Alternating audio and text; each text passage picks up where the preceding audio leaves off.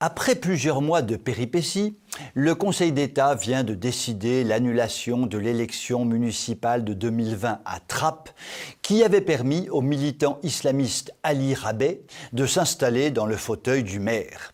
Ce monsieur, que certaines têtes bien pensantes auraient voulu nous faire passer pour un champion de la diversité et de l'inclusivité, s'est au contraire distingué par sa maîtrise achevée du clientélisme et de la magouille communautariste, ce qui revient à peu près au même d'ailleurs.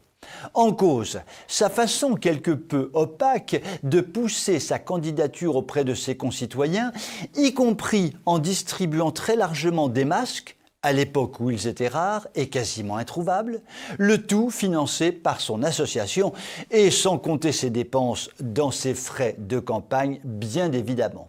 Mais ce n'est pas tout. Ali Rabeh, c'est aussi le chantre d'une entente entre les peuples dans une ville où, par exemple, les coiffeurs sont interdits aux femmes. Quelle guigne! Justement, ma tante Gertrude voulait aller se faire une mise en pli à Trappes avec teinture de sa chevelure puissante en rouge vif. Pauvre tantinette, va.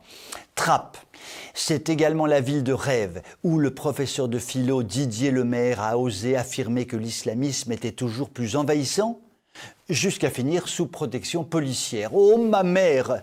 Bref, Trappes, c'est vraiment le paradis d'Allah. Le paradis sur terre. L'élection de ce sulfureux maire de Trappes a donc été annulée. À la bonne heure.